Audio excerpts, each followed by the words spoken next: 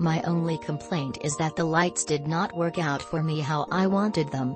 I was using the lights for my vanity mirror, and when I try to get the white light and never worked, it always will be a blue color. I spent $20 on more L-shaped connectors thinking they were loose and causing the problem, but that was not the problem. The LED lights kept changing the color randomly on its own. I'm not happy that I received a bad set. I know I did the install correctly and I watched several YouTube tutorials on this exact brand.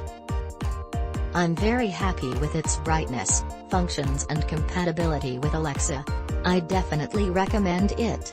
I use it right above my bed, so the light wakes me up in the morning.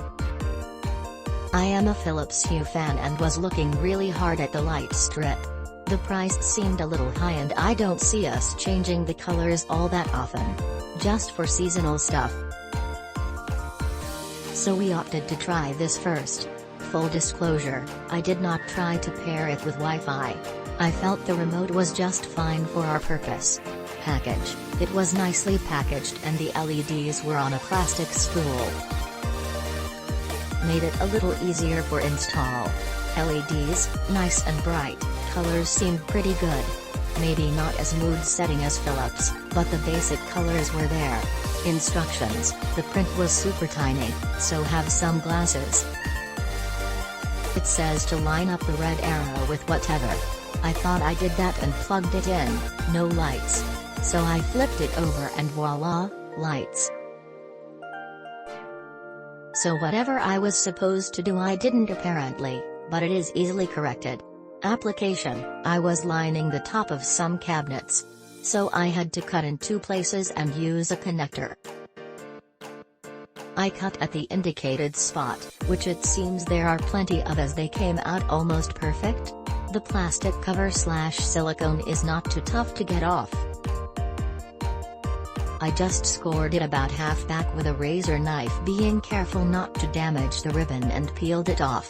The hardest part was the connectors, bought separately so nothing against the LEDs. One side of the LED ribbon lays on top, but then the other side, I found out after I connected everything, has to go under the metal contacts.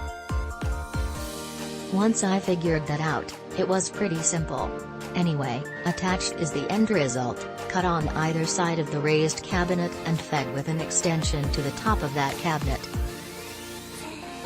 All in all I was out about $30 total. The same application in Philips Hue was going to be about $360 with Black Friday deals. Not a bad deal. I mounted two of these under the limestone caps on the inside of my garage rooftop deck and they turned out wonderfully.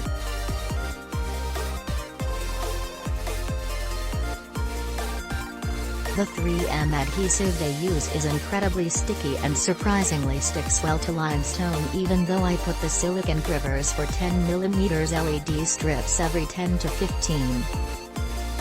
The Magic Home app controls them well, and I'm also using the open source Home Assistant with the Flux_LED component to control these lights. Under the covers they run a small web server on an ESP8266 microcontroller. You can flash a custom firmware onto them if you're willing to get your hands a bit dirty, but the default FW works nicely enough. So far I'm a huge fan of them. I used some heat shrink tubing to waterproof the connection between the LED strip and the controller. They're plugged in outdoors and I've had zero problems so far with them. Click link in description for more reviews and best price.